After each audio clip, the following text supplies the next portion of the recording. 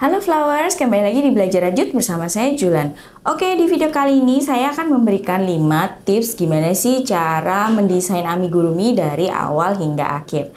Nah, seperti apa videonya? Tonton terus sampai akhir ya. Sebelum kita mulai, dukung terus channel ini dengan cara subscribe, like, komen, dan share, serta follow semua sosial media kami ya. Nah, di video kali ini saya akan memberikan 5 tips nih buat teman-teman yang pengen banget nih, kira-kira gimana sih awal mula untuk bikin amigurumi dari awal banget gitu ya sampai akhir. Karena beberapa akhir-akhir ini saya juga sering banget nih mendapat pertanyaan gitu ya, baik itu di DM atau di WA gitu ya.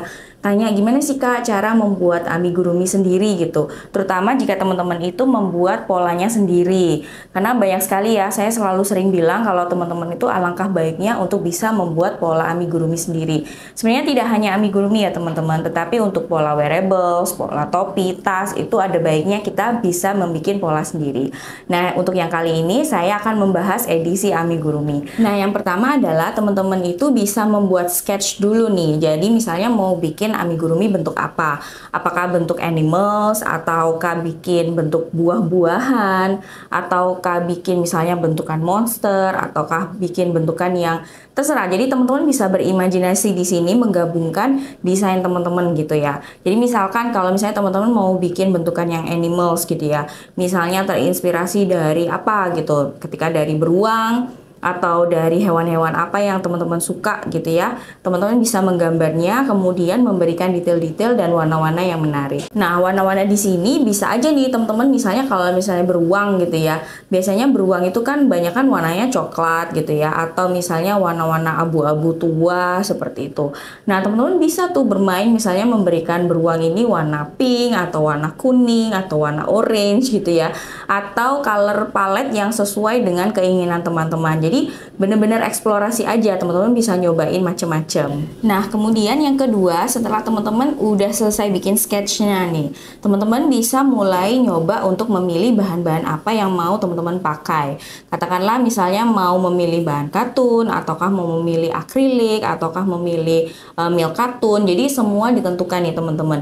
Dan biasanya besarnya benang itu juga mempengaruhi besarnya amigurumi. Jadi kalau misalnya teman-teman itu hanya pengen bikinnya itu kecil-kecil aja nih, bisa menggunakan benang katun ya, mulai dari katun panda, katun Bali, katun parkit, itu semua bisa digunakan, atau soft katun juga bisa. Nah, untuk misalnya kalau milk cotton dan benang akrilik itu biasanya hasil dari bentukan amigurumi teman-teman itu pasti akan lebih besar karena jelas ya benangnya lebih besar dan menggunakan hakpen yang lebih besar. Kemudian step yang ketiga nih, setelah menemukan benang yang tepat, teman-teman bisa kok langsung mulai bikin prototipenya. Tapi jangan lupa ya, setiap step dari teman-teman ngerajut gitu ya, baik itu bentukan ukuran dari magic ring, kemudian berapa harus naiknya, segala macam every stepnya itu teman-teman harus menulis. Jadi sediakan juga satu notebook yang khusus berisi dari pola teman-teman. Nanti dari situ teman-teman bisa belajar nih, bisa trial dan error. Kira-kira kalau pola bentukannya seperti ini itu bagus nggak ya hasilnya? Nah, teman-teman bisa revisi dari situ.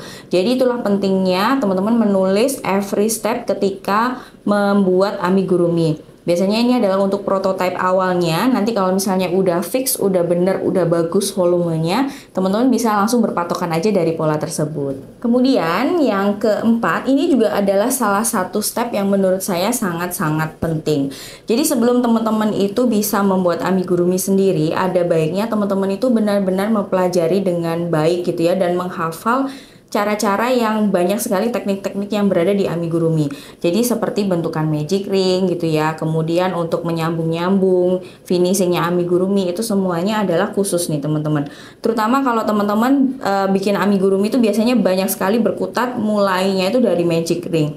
Jadi teman-teman harus hafal stepnya, dan kemudian untuk gimana caranya supaya membuat ganti-ganti warna. Jadi belajar untuk tapestry crochet juga ya teman-teman. Jadi untuk mengganti warna dari warna A ke warna B itu semua harus dipelajari secara baik dan benar. Tambahannya, kalau misalnya teman-teman kurang begitu suka dengan warna-warna amigurumi yang berwarna-warni, nggak apa-apa nih teman-teman. Teman-teman bisa mencoba menggunakan amigurumi yang misalnya cuma satu warna gitu ya, atau memberikan detail-detail lainnya itu menggunakan kain asli. Itu juga bisa banget nih teman-teman. Tetapi pastikan kalau teknik-teknik dasar untuk amigurumi teman-teman bisa kuasai. Yang kelima nih, yang terakhir, teman-teman mungkin bisa upload foto-foto amigurumi teman-teman ya dengan background foto yang lucu-lucu atau yang unik-unik. Karena dengan background foto yang lucu-lucu dan unik-unik itu bisa memberikan nilai plus di amigurumi teman-teman. Terutama kalau misalnya teman-teman nanti akan menjual pola-pola amiguruminya nih. Pasti dengan foto-foto yang unik dan menarik itu akan menarik customer lain gitu ya untuk membeli pola-pola dari teman-teman. Atau misalnya kalau teman-teman menjual produknya, jadi produk jadinya, foto yang bagus itu juga bisa menjadi nilai plus loh teman-teman. Jadi cobain untuk membuat fotografi amigurumi teman-teman itu semenarik mungkin. Nah, ada bonus tips nih teman-teman, karena amigurumi itu kan banyak sekali menggunakan peritilan-peritilan gitu ya, atau alat-alat yang kecil-kecil seperti itu. Jadi gunakan selalu, jadi teman-teman ada baiknya nih membuat stok ya, mempunyai stok itu banyak banget. Jadi misalnya dari ukuran mata yang sekitarnya ukuran 5 mili sampai ke 10 mili, kemudian ada beberapa bentukan hidung, mungkin warnanya. Nah, itu teman-teman bisa stok aja tuh, karena biasanya dari safety eyes itu nanti juga berpengaruh ke bentukan amiguruminya. Terutama kalau misalnya teman-teman banyak sekali membuat boneka-boneka yang berbentuk kucing gitu ya. Itu biasanya matanya tuh ada yang khusus banget itu mata kucing, atau yang bentukan bebek itu juga ada tuh yang bibirnya itu langsung bentukan bebek. Nah, itu bisa membantu banget untuk teman-teman detail-detail seperti itu di amigurumi. Oke, itu tadi 5 tips dan plus 1 bonus tips ya yang saya rasa itu sangat berguna bagi teman-teman yang ingin mencobai membuat desain amigurumi dengan pola sendiri gitu ya teman-teman. Nah, menurut teman-teman kira-kira ada yang kelewat nggak? Kalau kelewat boleh share ceritanya di kolom komentar di bawah ya. Atau mungkin bagi teman-teman yang sekarang lagi merintis juga pengen nyobain bikin pola-pola amigurumi sendiri, boleh share juga ceritanya di kolom komentar di bawah. Semoga ini membantu teman-teman. Kita ketemu di video berikutnya. Sampai jumpa. Dadah!